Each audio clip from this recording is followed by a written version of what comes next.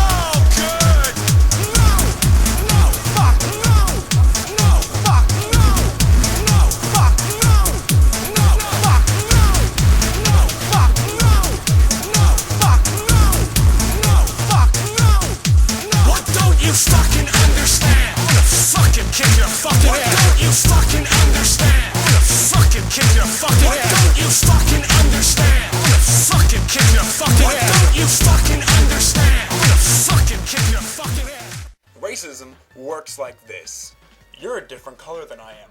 Fuck you. No, you're a different color than I am.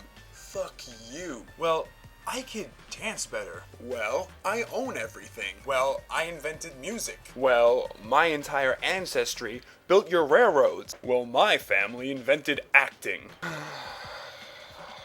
See, this can go on forever, because so far it has. A lot of people blame it on this and that, but I like to blame it on something that we can all point a finger at, and that's the media. There is something in this world called stereotypes, and a lot of people ignore them because they don't exist. Well, if they don't, what's this? This. This. This. This. This. This. This. This. This. And this. All those cute little pictures I just showed you start a nice little cycle of hatred that goes around and round and round until people start ending up dead and robbed of their civil rights. But let's say someone dumber than you, smart viewer that you are, saw these pictures. What would they think? They would think that they're actually all true for every single last person of that color, creed, or nation that they're from. And the cycle goes a little bit like this. I'm a white person and I'm driving. I'm accidentally about to hit a Spanish person. I go, "Hey, Spick, get out of the way." The person isn't Latino at all, but I think he is because I'm a fucking retard. Now, I'm a person of Indian descent who just almost got hit by a car for some white person who thought I was Spanish and called me a spick. So guess what? For the rest of my life, I'm gonna hate white people, and I'm gonna teach my kids to hate white people. And then my kids are gonna act nasty to white people, and then those white people kids are gonna teach their kids to hate Spanish people. And Guatemala is gonna hate everybody from Canada, and then all the Russians are gonna start kidnapping all the Chinese, and then the last two people on Earth will be one Russian guy and one Chinese guy, and they're gonna kill each other off, and dolphins will be the dominant species on Earth. Now, of course, all racism isn't exactly on purpose. Some of it can be extremely subtle. But then again, we know what happens, silent but deadly. If only there was a way for me to show you exactly how that works. This is Victor. He's from Vermont. And this is G.I. Joe Operative Roadblock, who's been living in Brooklyn his entire life. Victor thinks Brooklyn's be a great place to live and brought all of his hipster friends. One day, Roadblock was walking down the street minding his own business and... "Hey neighbor, what's going on?" said Victor. "Oh, it's one of those nice college kids that have been moving into the neighborhood," said Roadblock to himself. "Hi. We were just taking a stroll to see how wonderfully quaint this neighborhood is." It's so urban. "Yeah, well, nice meeting you. We're using the money our parents gave us to build a coffee shop. You should come." "Well, I'll be delighted," said Roadblock. "Just let me know when it opens." Well, we'll see you then. Come on, guys, let's go paint. "Well, they seem nice. Hopefully nothing negative will come out of this."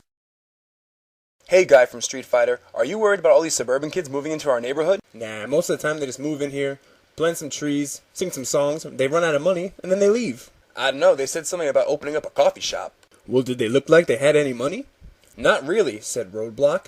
"They all smelled really bad and were wearing tattered clothes." "Oh, they don't mean us any harm. Just go over to those nice kids' coffee shop and be polite," said the only other black G.I. Joe I own. "I love a good cup of coffee. What's the worst that can happen?" Oh my god, Roadblock, the coffee shop is finally done. All the migrant workers' hard work finally is gonna pay off. Well, that's just great. It's been so long since I've seen you, chimed in Roadblock. We've been really busy writing poetry. There's a great new music revolution going on here. We're the voice of the streets. Okay. I can't help but notice there's a lot of you now. Yeah, so many people are hearing about all the great work that we're doing. Well, that's funny.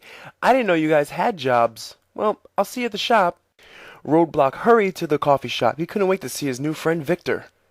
I live in New York, so I listen to Wu-Tang now. Hey, Roadblock, it's you! Hey, Vic, I'm here to try that new coffee you guys have been talking about. It's organic. You're gonna love it, cheered Victor. Here you go.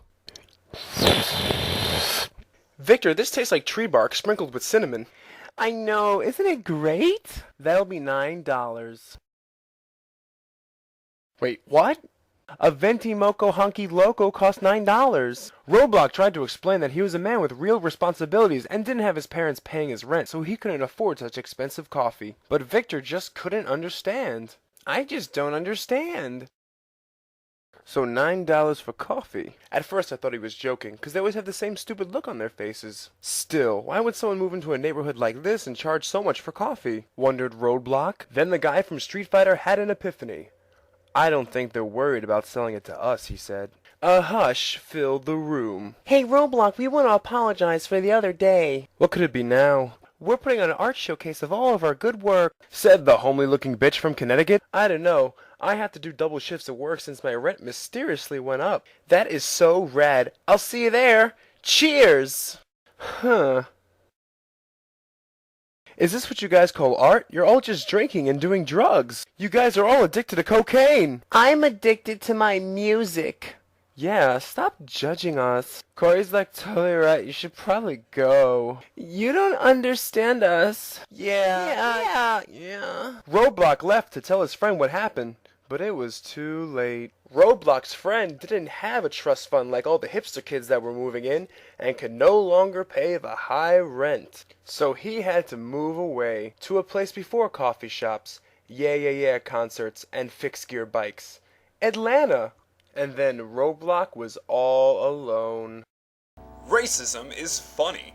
Because a lot of people have closed the little window box in this video because they're expecting more Transformers jokes. That's okay. They've been closing the little window box and stuff like this their entire lives. Because there's just something they don't fucking understand. They don't understand what it's like to be driving home from work and have the cops stop you because you match a description. They don't know what it's like for them to be at a banquet and be confused for one of the caterers. They don't understand what it's like to be walking down the street and have people cross over to the other side because they're afraid that you're gonna mug them. They don't know what it's like to be called friend to their face and nigger to their back. Now it seems like I'm on a huge high horse about this subject, and that's really funny, because, I mean, I am, and I'm also white, so, But my family's been here since 1910, so we didn't have that much time to enslave and persecute people. But if my family did, it would end with me, because I know that racism isn't funny, it's hilarious. Because it could end tomorrow. The number one problem in the modern world could end tomorrow if everybody just stopped hating each other. But that's not gonna happen, is it, America? Have an inconceivable day. And I'm feeling good.